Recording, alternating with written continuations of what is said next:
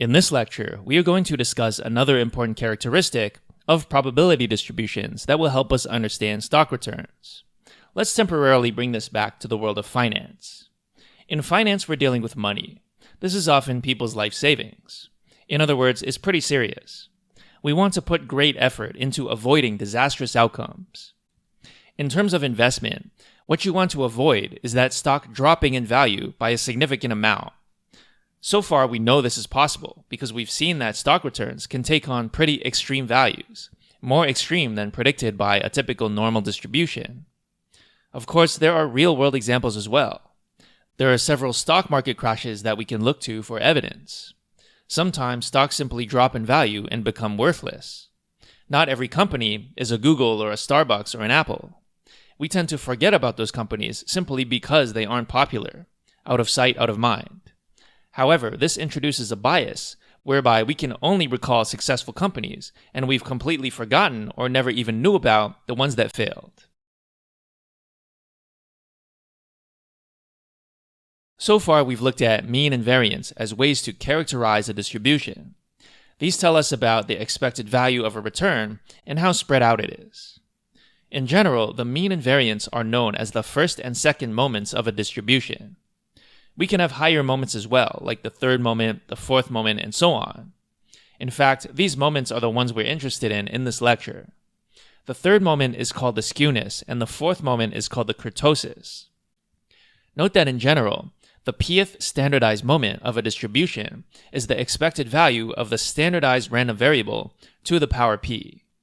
We say that it's standardized because we take the random variable, subtract the mean, and divide by the standard deviation before raising it to a power. So in fact, the skewness is more precisely the third standardized moment, and the kurtosis is the fourth standardized moment. So why are the skewness and kurtosis important? Although the equations look somewhat scary, they are pretty intuitive.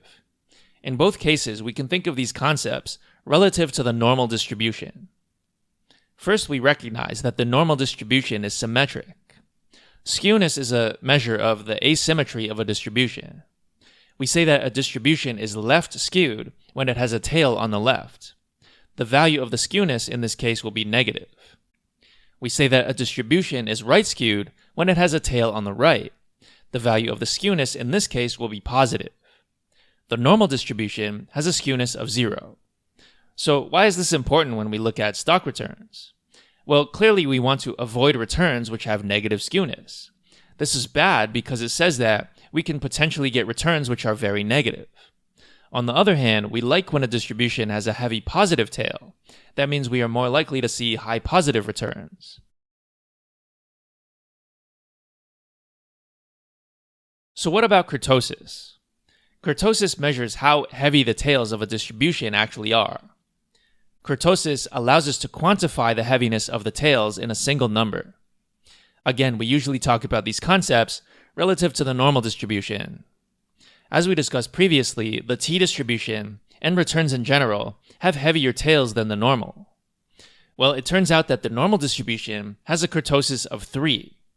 That's kind of interesting as it doesn't depend on any of the parameters of the distribution. The kurtosis is just constant. Because of this, statisticians often speak of the excess kurtosis. That is, how much kurtosis beyond the normal. It should make sense then that the excess kurtosis is defined as the fourth standardized moment minus 3. So if we have an excess kurtosis that's greater than 0, or just a kurtosis that's greater than 3, we say that it has heavier tails relative to the normal.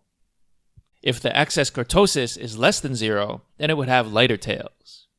Again, bringing this back to finance, generally speaking, a high kurtosis is bad because it means that your returns take on extreme values. In finance, we refer to this as risk. When we take on more risk, it's possible to win big, but it's also possible to lose big.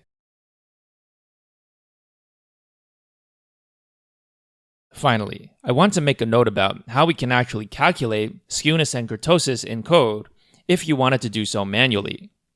We won't, since these functions are built into pandas, but I think it's worth discussing. As usual, we can always estimate expected values with sample estimates or Monte Carlo estimates. I think these formulas should be pretty intuitive. First, we estimate the mean mu using the sample mean, which we call x bar. We also estimate the standard deviation sigma by taking the square root of the sample variance. We'll call that S. Finally, we combine these into a single expression to get the sample skewness and the sample kurtosis. Of course, the difference between these two is that we either take the expression to the power 3 or the expression to the power 4. Note that in these expressions, you could divide by n-1 instead of n in certain places in order to get the unbiased estimate rather than the maximum likelihood estimate. The last thing we're going to do in this lecture is to look at the actual code for skewness and kurtosis. We're not going to do a separate lecture for this, since they're basically just a single function call. As usual, you can look at the title of the notebook to determine what notebook we are currently looking at.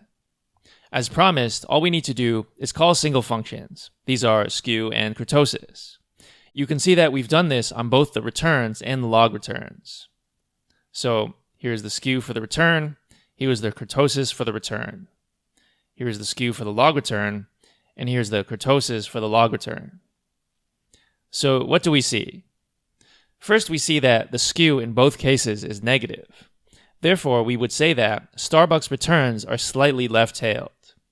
You're more likely to get extreme negative values. Also in both cases, the excess kurtosis is greater than 0. That is, the kurtosis for Starbucks returns suggests that they are more heavy-tailed than the normal distribution. That means we should expect to get more extreme values in general.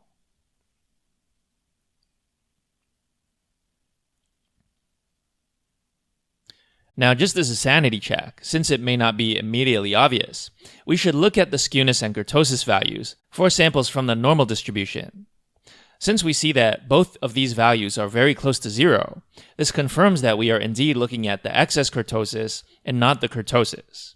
If we were looking at the kurtosis, then the sample kurtosis should be around 3.